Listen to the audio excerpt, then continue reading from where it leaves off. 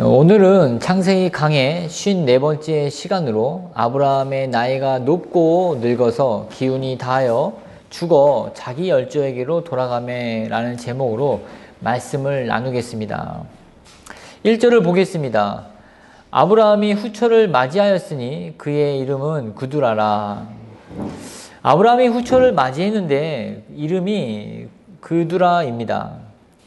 사라를 보낸 후 홀로 지내는 것이 좋지 않다고 생각한 아브라함은 그 적적함을 달래기 위해서 둘째 부인을 맞이합니다. 그두라는 성경을 통틀어 창세기 25장에만 언급된 이름입니다.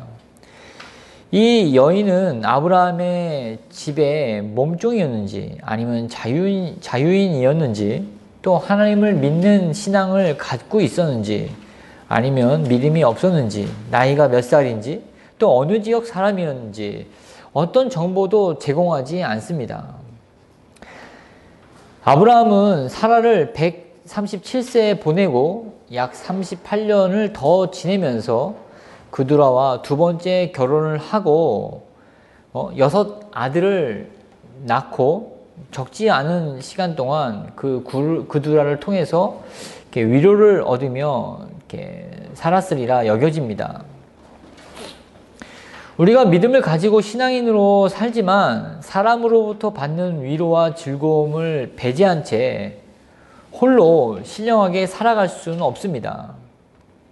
아브라함 옆에는 이삭이 있었지만 아무리 아버지에 대한 이해가 깊은 아들일지라도 아내를 대신할 수는 없었기에 아브라함은 둘째 부인을 맞이했다고 볼 수가 있겠습니다. 이삭 역시 리브가를 얻음으로써 어머니의 장래의 슬픔을 위로받았다고 성경은 말씀해 주지 않았습니까? 이렇듯 아브라함도 후처를 통해서 남은 여생을 심심치 않은 낙을 누리면서 즐거움을 누리면서 살아갔을 것입니다. 아브라함의 이런 모습을 보고서 얄팍한 적용으로 삶의 즐거움과 위로를 사람이나 세상에서 찾아도 괜찮다는 그런 일반화를 해서는 안 될 것이죠. 어디까지나 하나님이 허락하시는 범위와 그 범주 안에서 택해야 할 것입니다.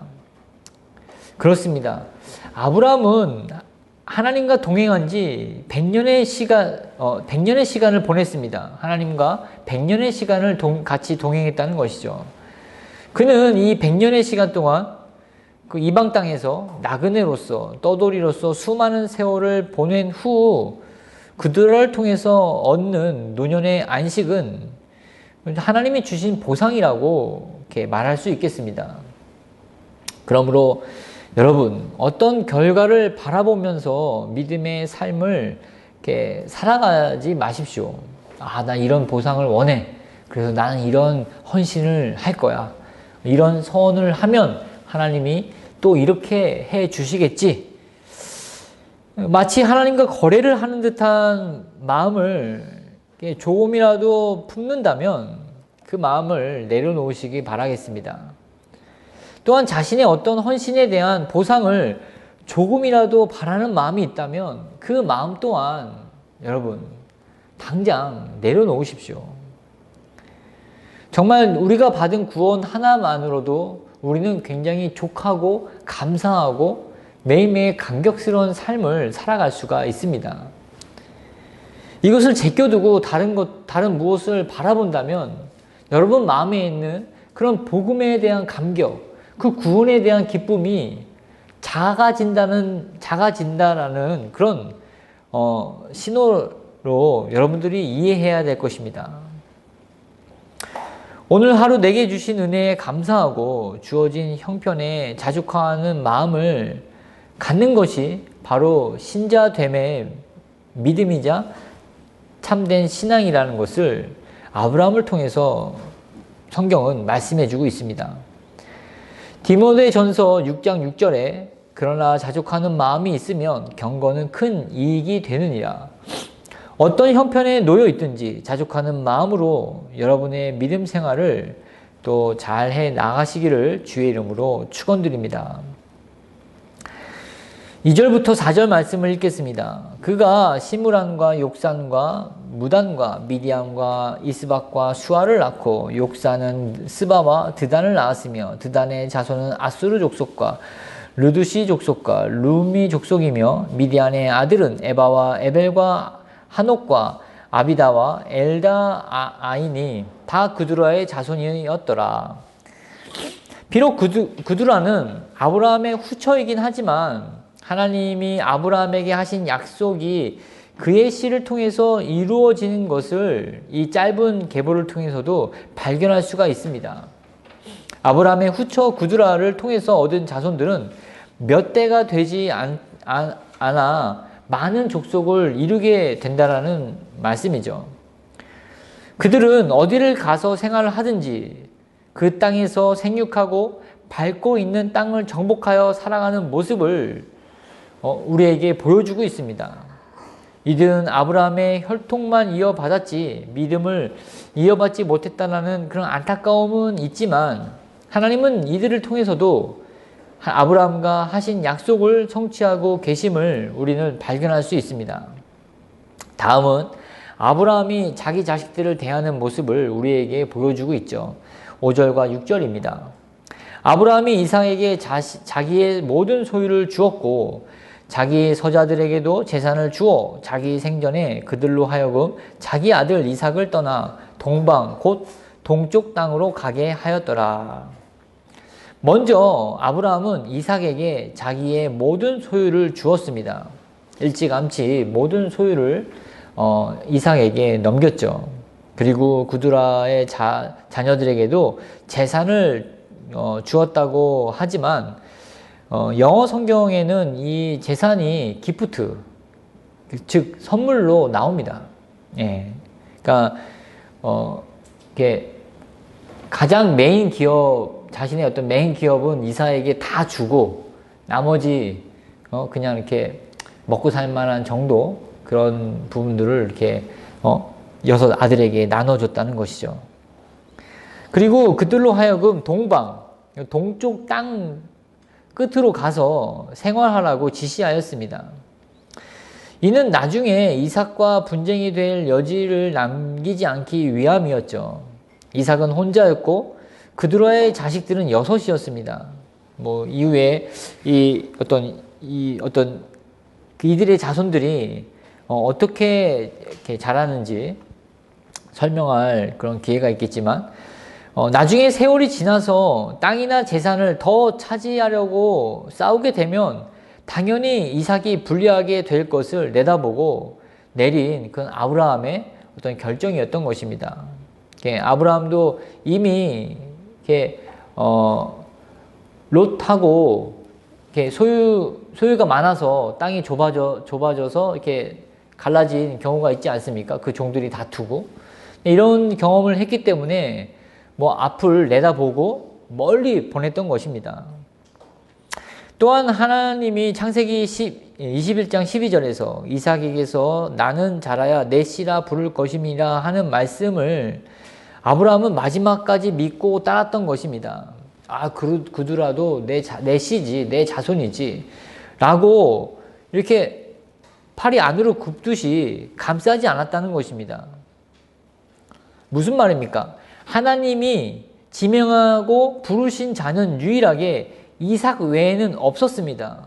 그래서 아브라함 자신이 임의대로 그두라의 자녀들을 자신의 씨로, 자신의 진정한 믿음의 후손으로 여기지 않았다는 것입니다. 아브라함은 이삭 외에는 다른 자식을 통해서 민족을 이룰 것이라는 말씀을 들은 바가 없습니다. 그두라의 자식들이 아무리 지혜가 좋고 용맹스럽고 또 빠른 시간에 세상에 이름을 떨칠 만한 재주가 있다 하더라도 하나님이 그들을 언급하지 않으셨기 때문에 그들에게는 선물만 주고 멀리 동쪽으로 떠나 살라고 했습니다. 아브라함은 가장으로서 자기 임의대로 자신의 유산을 마음대로 분배할 수 있었고 거주지 또한 결정해서 땅을 나누어 줄 수 있었습니다. 그러나 그는 하나님이 그어 놓으신 선을 죽을 때까지 넘지 않았습니다. 하나님과의 약속의 범위 안에서 가장의 권위를 나타냈으며 또 자신의 유산을 나누어 주었습니다. 세월이 아무리 지났어도 하나님이 그어놓으신 그 믿음의 선을 끝까지 지켜서 넘지 않는 그런 아브라함의 이런 믿음을 볼 수가 있겠습니다. 아브라함의 이런 모습과 반대로 절대로 넘지 않아야 할 믿음의 선을 넘은 사람들이 성경에 종종 등장하죠. 이들의 인생은 점점 궁지에 몰릴 뿐만 아니라 또 굉장히 궁핍해지는 모습을 우리는 발견할 수 있습니다. 이때 빨리 돌이켜 다시 믿음의 선 안으로 돌아와서 하나님께 잘못을 고하고 회개하고 용서를 받아 다시 정상 궤도에 올라서 믿음의 여정을 시작하면 좋겠지만 그 선을 넘은 대부분의 사람들은 그렇게 하기가 쉽지 않습니다. 대표적인 예로서 사울 왕이 있죠. 그가 처음으로 선을 넘은 사건이 있었습니다. 수많은 적들은 코앞에 진쳐 있었고 사기가 꺾일 대로 꺾인 사울의 병사들은 뒷구녕이부터 하나 둘씩 흩어지고 있는 마당에 이미 벌써 와야 할 사무엘은 아무런 소식도 없자 그 마음이 초조해진 사울은 팔을 걷어붙이고 자신이 직접 제사를 주관하였습니다. 왕의 신분으로 제사를 주관할 수 없음에도 불구하고 또 제사장만이 해야 할 그 고유의 일을 자신이 해버린 것입니다. 바로 넘지 말아야 할 선을 넘었던 것이죠. 그리고 나서 그는 제대로 된 어떤 회개나 뉘우침이 없이 다윗에 대한 열등감에 시달리면서 살았습니다. 결국 그는 어떻게 됐습니까? 블레셋과의 최후의 전투를 앞두고 사울은 마지막까지 하나님이 싫어하는 행동을 저질렀는데 그것은 무당을 찾아서 죽은 사무엘을 불러달라는 것이었습니다. 여러분 기억하고 있죠? 마지막까지 돌이킬 수 없는 죄를 하나님 앞에서 저지르고 처참한 죽음으로 이 세상의 삶을 마감하는 모습을 우리에게 보여주고 있습니다.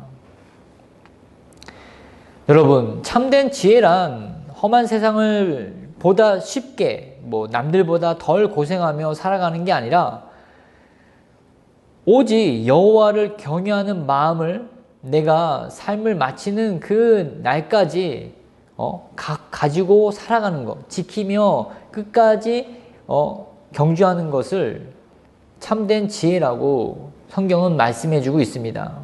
잠언 9장 10절에 여호와를 경외하는 것이 지혜의 근본이요 거룩하신 자를 아는 것이 명철이니라.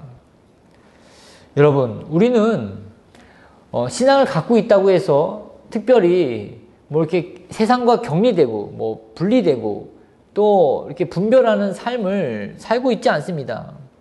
세상 사람들과 더불어 함께 먹고 마시며 살아가고 있죠. 같은 아파트에서 살고 또 시장도 같이 이렇게 봅니다. 꼭 같은 학교를 다니고 같은 직장에서 근무하죠. 더불어 살아간다는 말입니다. 세상 사람들과 믿는 자들이 갖는 차이는 바로 이 지혜에 대한 이해가 다르다는 것입니다. 세상 사람들이 말하는 이 지혜롭다, 지혜라는 이 개념은 어떤 기준을 가지고 있습니까? 남들보다 더 많은 정보를 가지고 남들보다 더 많은 지식을 가지고 다른 이들의 우위를 점하여 보다 많은 돈과 명예를 갖는 것이 바로 지혜라고 생각합니다. 그러나 신앙을 가진 믿음의 사람들이 갖는 지혜의 이 개념은 바로 여호와를 경외하는 것, 곧 하나님을 두려워하는 것이 바로 최고의 지혜로 여기며 살아간다는 것입니다. 이 차이가 삶의 차이를 나타낼 뿐만 아니라 이 삶의 어떤 열매, 드러나는 삶의 질과 모습도 달라진다는 것입니다. 경외, 이 경외라는 단어는 매우 이해하기 어려운 단어입니다. 쉽게 경외라는 뜻을 두려움이라고 해석하는데 이는 그 대상이 무서워서 또 두려워서 하는 그런 두려움 이야기보다 그 대상이 너무나 경이롭고 위대하기에 그 마음 깊은 곳에서부터 우러나오는 그러한 두려움이라고 말할 수 있겠습니다. 이런 두려움에서 나오는 경외감을 하나님께 가진다는 것은 쉽지 않습니다. 왜냐하면 하나님은 보이지 않으시는 분이시기 때문이죠. 여러분, 한번 생각해 보십시오. 여러분은 보이지 않는 하나님을 경외하십니까? 두려워하십니까? 예배의 자리에 앉아 계시기 때문에 체면상 고개를 이렇게 끄덕이면서 그렇습니다라고 인정할 수 있을지 모르겠습니다. 그러나 여러분, 주위에 누군가와 하나님을 비교해 보십시오. 여러분 주위에 있는 사람과 하나님과 한번 이렇게 대상을 비교해 보란 말입니다. 그 태도에 대해서 말입니다. 하나님을 대하는 여러분의 경외의 태도가 어떤지 금방 가늠할 수가 있습니다. 무슨 말입니까? 여러분이 부모의 눈치를 보는 만큼 하나님을 의식하십니까? 네, 부모님에게 꾸지람을 들을 것 같은 행동을 삼가하는 것만큼 하나님이 싫어하는 행동을 하지 않으려고 하는 그런 마음이 여러분 마음에 있냐라는 것입니다. 선생님의 말을 듣는 만큼 하나님의 말씀에는 얼마나 귀를 기울이십니까? 선생님이 내준 숙제 틀림없이 해 가야 하는 그런 마음이 있지 않습니까? 그러나 하나님이 여러분들한테 요구하시는 것, 그런 의무와 책임에 대해서는 그만큼의 어떤 그 마음의 무게감을 느끼고 있냐라는 것입니다. 또한 남편이나 아내를 의식하는 만큼 하나님을 기쁘시게 하기 위해서 얼마나 애쓰시고 계십니까?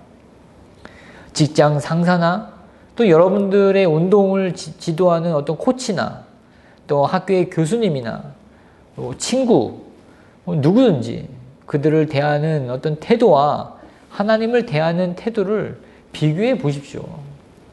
연락 하나 오는 것마저도 친구에게 연락 오면 얼마나 기쁩니까? 정말 말씀을 묵상하면서 듣는 이 말씀, 깨닫는 어떤 그 진리에 대해서는 얼마나 기쁘게 여기시냐는 말입니다. 여러분, 만약 보이는 사람을 더 의식하고 그 말에 더욱 여러분들의 귀를 기울이고 있다면 여러분의 믿음은 현저히 작거나 어쩌면 없을 수도 있습니다. 굉장히 냉정하게 여러분들의 어떤 그 상태를 진단하셔야 됩니다. 살고 죽는 문제가 달려있기 때문이죠. 여러분 인생이 달려있는 문제인 만큼 이 부분을 매우 심각하게 생각하지 않으면 여러분의 인생이 어떻게 흘러갈 줄 모릅니다. 왜냐하면 아무도 책임져 주지 않기 때문이죠. 제가 이렇게까지 말하는 이유는 믿음이란 보이지 않는 것들의 증거라고 성경은 말씀하고 있기 때문입니다. 보이지 않는 하나님을 살아계신다는 것을 믿는 것이 바로 믿음이기 때문입니다. 그러므로 보이지 않는 하나님, 마치 보이는 것처럼, 마치 살아있는 것처럼, 나와 함께 하는 것처럼, 나를 눈여겨보시는 것처럼, 실제로 나와 연합하여 함께 호흡하는 것처럼 사랑하지 않는다면 바로 여러분의 믿음은 가짜라는 것입니다. 그러므로 아브라함의 믿음의 반찬을 따라가십시오. 여러분, 아브라함은 나이가 많다고, 자신이 가진 것이 많다고, 사회적으로 명성이 높다고, 또 믿음의 어떤 경륜이 많다고 아브라함은 스스로 높은 마음을 품지 않았습니다. 끝까지 겸손한 마음으로 그 하나님을 경외하는 모습을 하나님에게나 그 후손들에게 보여주고 있습니다. 이런 아브라함의 믿음의 발자취를 따라가고자 하는 마음의 결정을 이 시간에 하시는 저와 여러분이 되시기를 주의 이름으로 축원드립니다. 다음은 7절과 8절입니다. 아브라함의 향년이 175세라. 그가 나이가 높고 늙어서 기운이 다하여 죽어 자기 열조에게로 돌아가매. 아브라함은 175세를 살고 자연사를 했습니다. 자신의 수명을 다하여 생을 마치는 것을 하나님이 주시는 복이라고 일반화할 수는 없습니다. 왜냐하면 그렇지 않은 의인들도 많이 있지 않습니까? 예를 들면 세례 요한도 굉장히 젊은 나이에 30대 초반에 단명하지 않았습니까? 목이 배임을 당하면서. 그렇기 때문에 믿는 사람들은 장수한다, 그렇게 일반화할 수는 없다는 말입니다. 아브라함의 죽음을 통해서 우리가 얻을 수 있는 몇 가지 교훈을 말씀드리겠습니다. 첫 번째는 인간은 결국 죽는다는 것입니다. 기운을 다해 죽거나 기운이 아직 남아있음에도 불구하고 죽음을 맞이하거나 모두 죽게 된다는 것입니다. 누구나 인생의 말년까지 아프지 않고 돈 걱정하지 않고 자손들이 잘 되는 것을 보면서 편안하게 살다가 생을 마감하는 것을 바랄 테지만 그것은 인간의 의지로 되는 일이 아닙니다. 그렇지 않습니까? 굉장히 급변하는 국제 정세에 노후를 어떻게 보장받을 수 있겠습니까? 당장 미사일이 언제 우리가 살고 있는 지역에 떨어질지 모르는 판국의 말입니다. 믿음을 가진 신자라면 믿음의 경주를 죽음과 함께 마치기를 소망해야 할 것입니다. 세상 끝날까지 너희와 함께 하시겠다는 예수님의 약속을 주장하십시오. 주님이 오실 날도 세상 끝이지만 내가 주님께 가는 날도 그 작은 의미로 세상 끝날이 됩니다. 그러므로 믿음을 끝까지 지키게 해달라고 기도하시는 여러분이 되시기를 바라겠습니다. 제가 지은 시 중에서 가장 짧은 시가 있습니다. 제가 한참 시를 지을 때가 있었죠. 결혼하고 굉장히 시를 이렇게 시상이 잘 안 떠오르는데 한 20년 전이죠, 벌써. 이 시는 기도하다가 저의 인생에 있어서 생을 마치는 날까지 내 영혼이, 내 마음이 주님을 의지하고 주님을 믿고 싶은 마음을 담아서 지은 시입니다. 근데 지은 시 중에서 가장 짧아요. 한번 들어보십시오. 제목은 소망입니다. 나의 마지막 숨, 할렐루야. 이게 끝이에요. 나의 마지막 숨, 내가 마지막으로 내뱉는 이 숨이 할렐루야라고 마지막으로 외치며 나의 삶을 마감하고 싶은 마음을 담은 그런 시입니다. 내 인생에서 마지막으로 내뱉는 그 숨조차도 할렐루야라고 하나님을 찬양하며 생을 마감하고 싶은 마음을 담은 시인데, 그렇습니다. 점점 나이가 들어서 여러 가지 신체 기능이 떨어지고 여러 성인병에 걸릴 위험도 높아지지 않습니까? 어제도 저희 아내가 아내로부터 자기가 노안이라는 얘기를 듣고 나서는 굉장히 그 말에 마음이 상하더라고요. 그리고 거부하고 싶은 그런, 아니다고 막 우기고 싶은 마음들이 드는데, 점점 병원에 가서 검진받기가 두려워지는 나이가 되었죠. 그러나 우리가 정말 두려워할 것은 죽을 병에 걸렸다는 진단보다도 하나님을 떠나는 것, 믿음의 길에서 벗어나거나 하나님과의 연합에서 분리되는 것을 진정 두려워해야 할 점이라는 것입니다. 왜냐하면 모든 사람이 다 죽기 때문이죠. 두 번째는 죽은 뒤에 그 이름은 후손에게 기억됩니다. 역사적인 인물이야 대대손손 세대를 내려가면서 그 이름이 잊혀지지 않지만 보통 사람 같으면 한 세대나 두 세대 정도 기억되고 잊혀질 것입니다. 한두 세대 만에 잊혀질 이름이든 많은 세대를 거치는 이름이든지 그 이름으로 기억되는 이미지가 있다는 것입니다. 이제 흔히들 그 죽음이 말을 한다라고 하지만 그 어떤 이름의 어떤 이미지로 저는 표현하고 싶습니다. 이것을 가리켜 죽음이 곧 그 사람을 말한다고 합니다. 각자 좋은 이미지로 후손들에게 기억되고 싶을 것이죠. 그렇죠. 아유, 잘 돌아가셨다라고 원망 들으면서 끝내 그냥 속 썩인다, 막 그런 얘기 듣고 싶은 사람이 어디 있겠습니까? 또한 신자라면 믿음의 자손들이 자신을 믿음의 조상으로 기억하며 믿음의 선배로 또 여기며 또 나중에 천국에서 만날 것에 대한 기대를 갖는 그런 바람을 누구나 가지면서 이 땅을 살아가지 않겠습니까? 그러나 그렇게 하기 위해서는 먼저 내 자신이 지금 믿음으로 살아야 한다는 것입니다. 즉 믿음의 모범을 보여야 한다는 말씀입니다. 아브라함이 천국에서 이렇게 있으면 아브라함 주변에 사람들이 모여들지 않겠습니까? 할아버지 하면서 이렇게 아브라함의 믿음의 무용담을 이렇게 듣고 싶어서 사람들이 몰려들고 뭐 질문하지 않겠습니까? 그러면 아브라함은 또 라떼는 말이야 하면서 자신이 이 땅에서 살면서 어떻게 하나님을 섬겼는지 또 그것을 이야기하는 모습을 상상할 수 있겠습니다. 히브리서 11장 8절에 보면 믿음으로 아브라함은 부르심을 받았을 때 순종하여 장래 유업으로 받을 땅에 나아갈새 갈 바를 알지 못하고 나아갔으며, 갈 바를 알지 못하고 나아갔던 아브라함은 지금 천국에서 자신의 이야기를 그 믿음의 어떤 그 동지들에게, 형제들과 자매들에게, 그 형제들에게, 자손들에게 또 들려주고 있을 것입니다.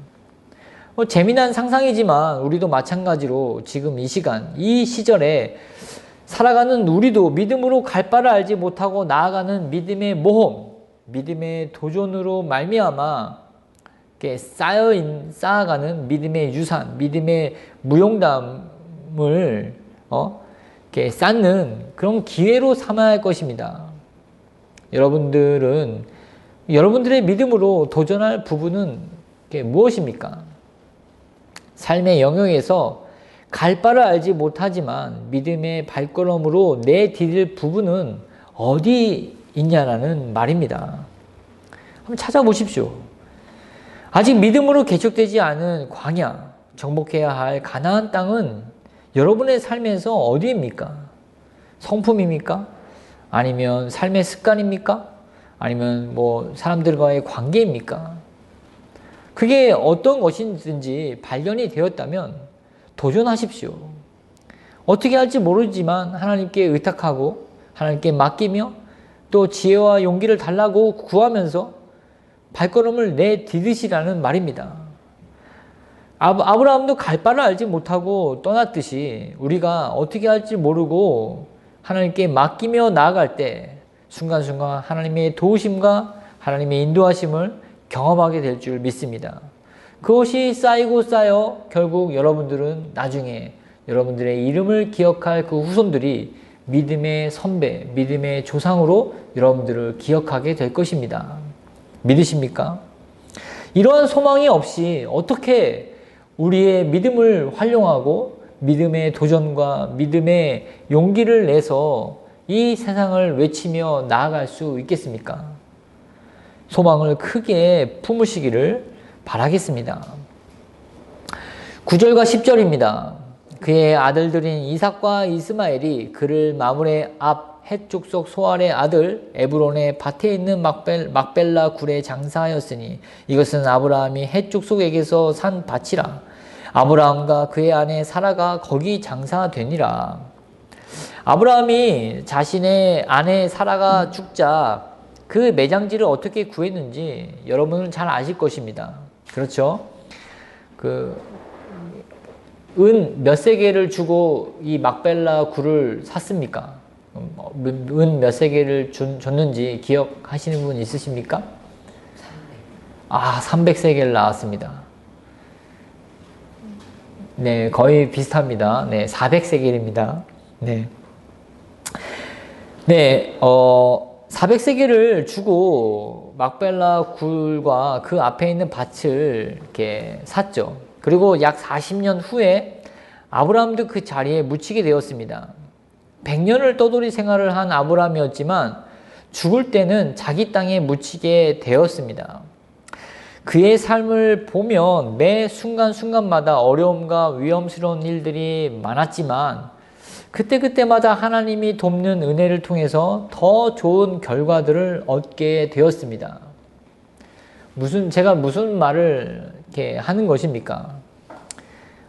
시편은 이러한 아브라함의 삶을 이렇게 노래하고 있습니다. 시편 1편 3절에 의인은 시냇가에 심은 나무가 철을 따라 열매를 맺으며 그 잎사귀가 마르지 아니함 같으니 그가 하는 모든 일이 다 형통하니로다. 여기서 의인이라고 하는 말을 바꾸어서 이렇게 아브라함을 한번 넣어보겠습니다. 말이 되는지 안 되는지 한번 들어보십시오. 아브라함은 시냇가에 심은 나무가 철을 따라 열매를 맺으며 그 잎사귀가 마르지 아니함 같으니 그가 하는 모든 일이 다 형통하니로다. 자신의 부인 사라의 매장지를 구입하는 그 일이 결국은 자기의 매장지를 구하게 되는 일이 되었다는 것이죠. 한번 생각해 보십시오. 아브라함의 삶을. 거짓말로 자기 아내를 누이라고 2번이나 속였지만 오히려 세상의 왕들에게 인정을 받게 되고 더 많은 재산을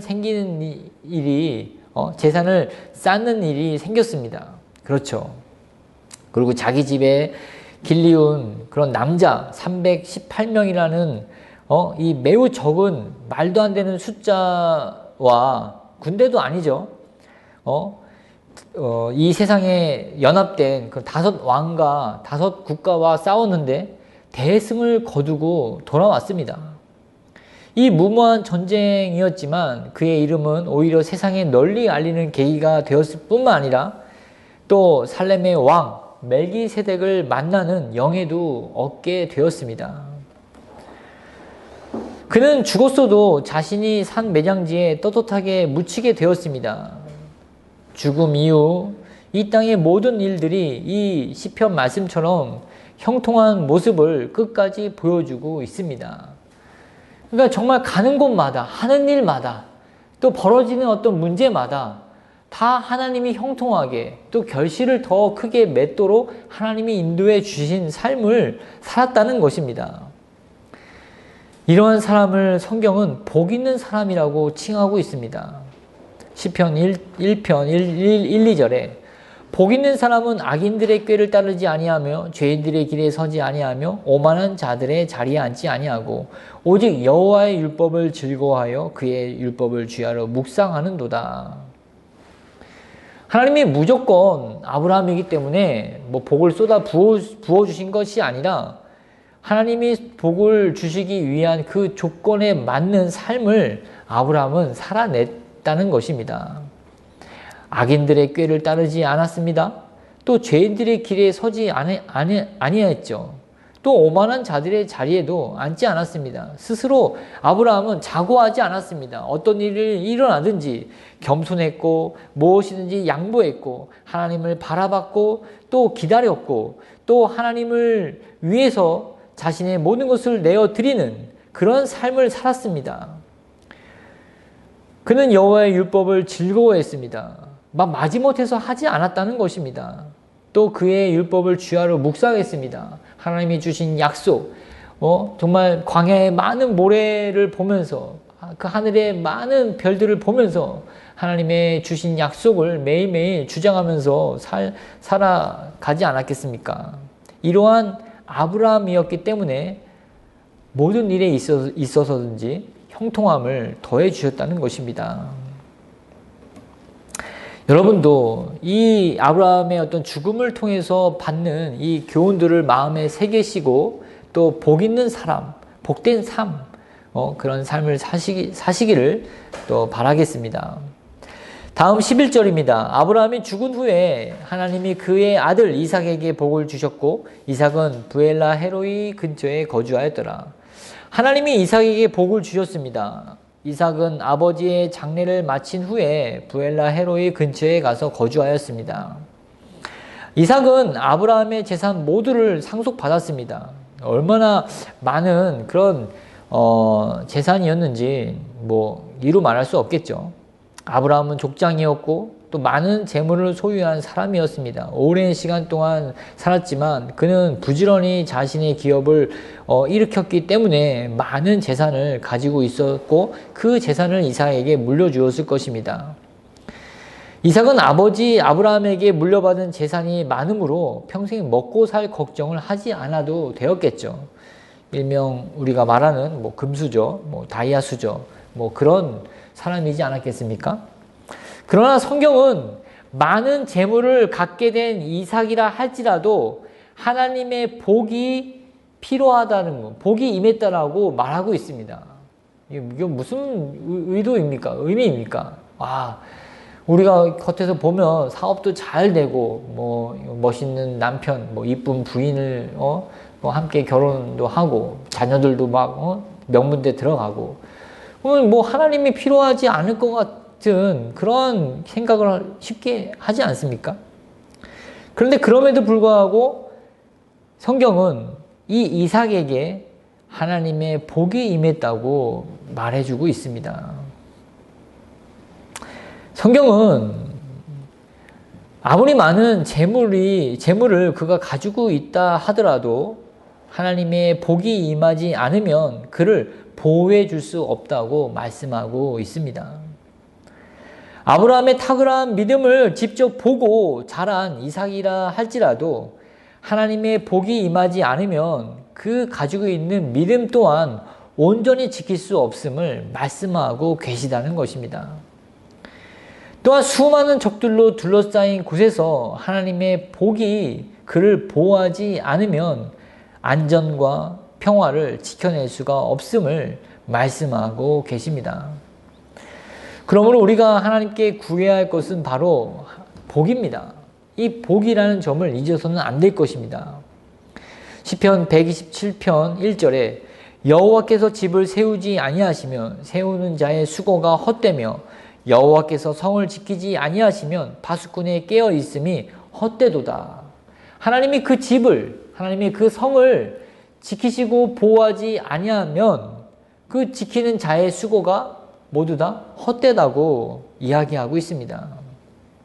무슨 일을 하시든지 하나님이 함께 하시고 하나님이 도와주시고 하나님이 지켜주시며 하나님의 은혜를 주시며 하나님이 나에게, 여러분들에게, 각자 자신에게 복을 주시기를 간절히 바라는 그런 겸손한 마음을 가지시기를 바라겠습니다.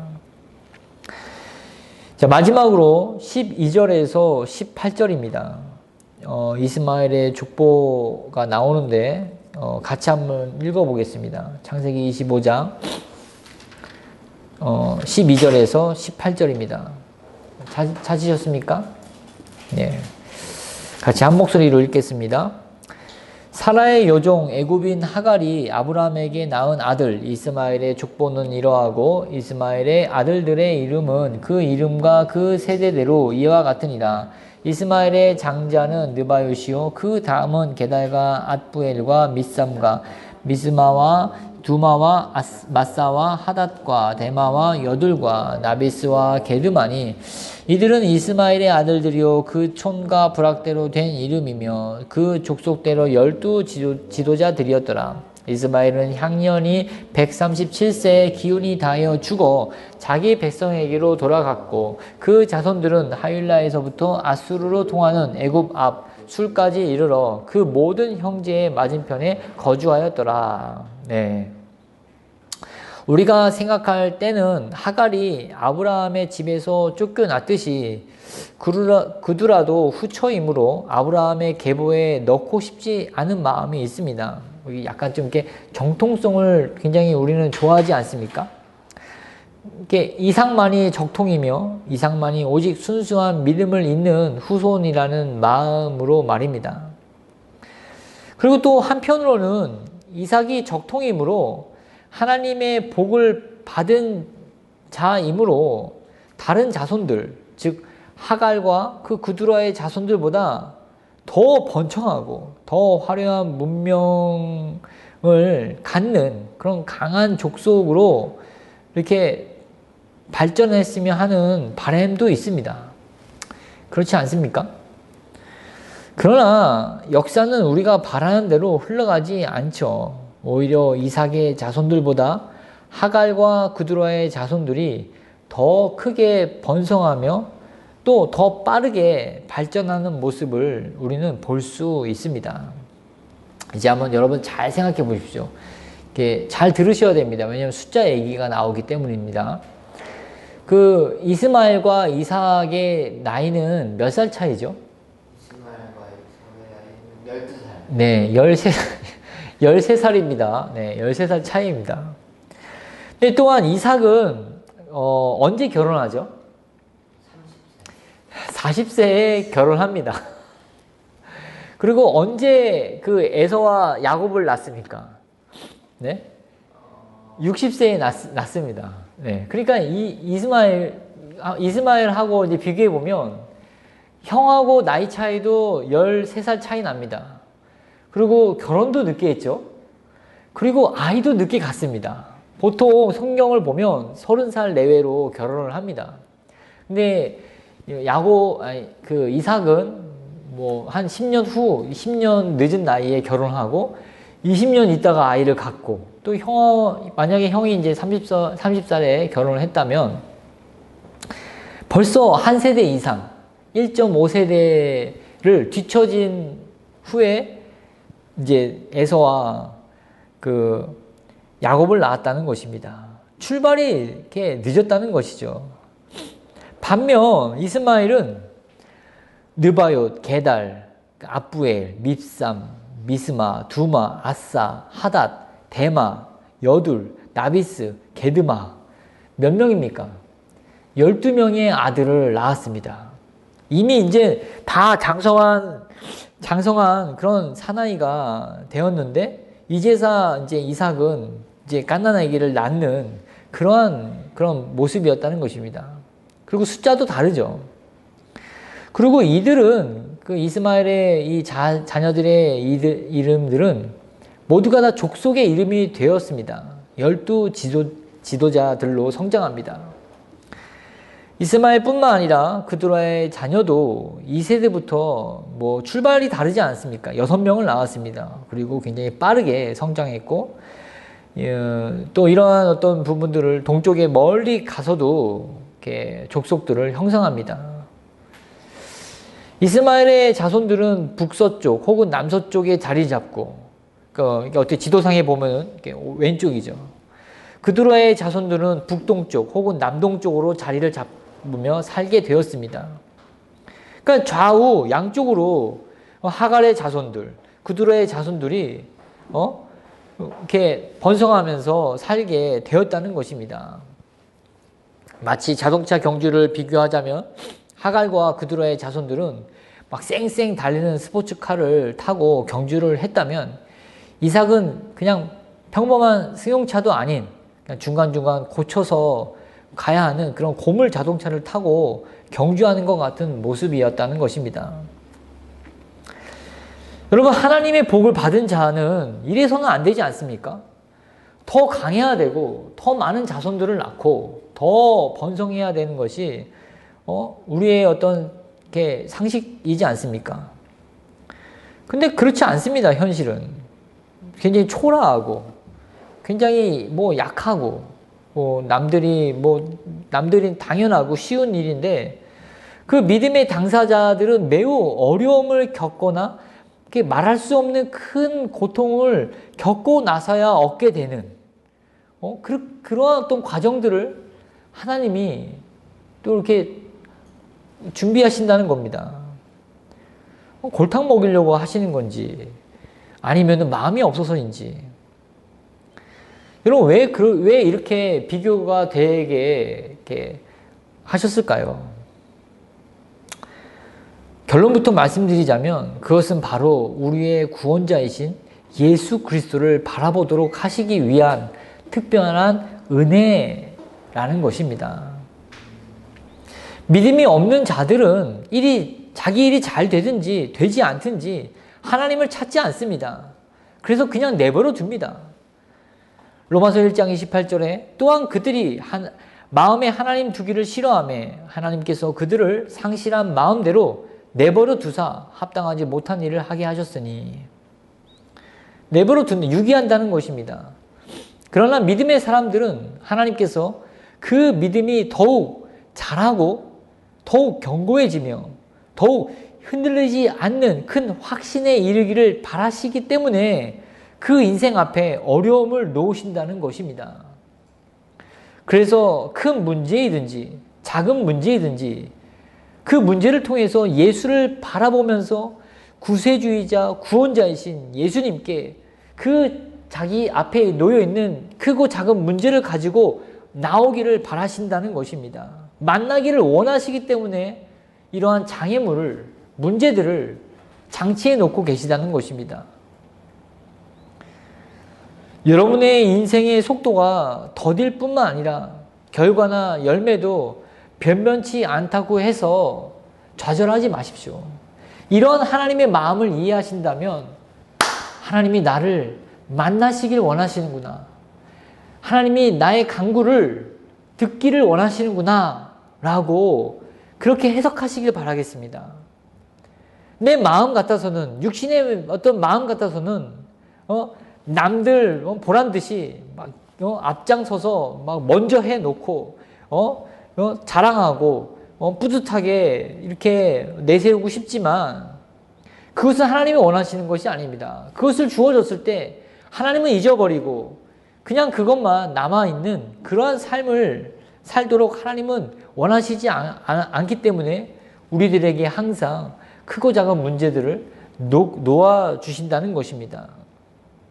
남들보다 느리고 보잘것없을 뿐만 아니라 초라하기까지 보일지라도 낙심하지 마십시오. 다른 사람들은 지혜도 있고 재력이 있어서 원하는 것을 금방 손에 쥐고 소유하며 매일 행복한 나날을 보내고 있는 것처럼 보이는데 나는 매일 그 자리에서 제자리 걸음을 하고 있고 어떤 발전도 없을 뿐만 아니라 머리도 나쁘고 지혜도 없고 가진 어떤 돈도 없어서 답답하기만 하더라도 상황이나 하나님이나 다른 어떤 그 제공자들을 원망하지 마시라는 것입니다. 모든 부족과 더딤과 어려움과 막힘 모두가 예수 그리스도께 나아가는 통로라는 사실을 잊지 마십시오. 여러분, 좌절할 시간에 기도하십시오. 낙심할 힘이 있다면 그 힘으로 예수님을 부르십시오. 원망할 이유를 찾을 생각에 예수님을 찾을 이유를 생각하시기 바랍니다. 고린도전서 15장 57절에 우리 주 예수 그리스도로 말미암아 우리에게 승리를 주시는 하나님께 감사하노니, 이 누구의 고백입니까? 사도 바울의 고백이지 않습니까? 그렇습니다. 믿는 자 앞에 놓인 모든 장애와 어려움과 고난과 모든 문제는 우리를 넘어뜨리려고, 우리를 쓰러뜨리려고 놓인 것이 아니라 우리의 믿음의 길을 포기하기 위해서 놓인 장치들이 아니라 오직 우리 주 예수 그리스도로 말미암아 우리에게 승리를 주시기 위해서 놓인 것임을 반드시 기억하시기를 바라겠습니다. 우리가 예수 그리스도를 찾고 그의 구원을 바랄 때 결국 우리를 믿음의 용사의 반열로 올려놓으시고 그 믿음의 용사로 불러주실 뿐 아니라 우리의 입술에는 감사와 찬양이 넘치도록 인도해 주실 것입니다. 우리 주 예수 그리스도로 말미암아 우리에게 승리를 주시는 하나님께 감사하노니, 여러분들의 입술에 그 승리의 기쁜 감사와 찬양이 넘쳐나는 또 한 주간을, 또 한평생을 보내시기를 주의 이름으로 축원드립니다. 아멘. 기도하겠습니다.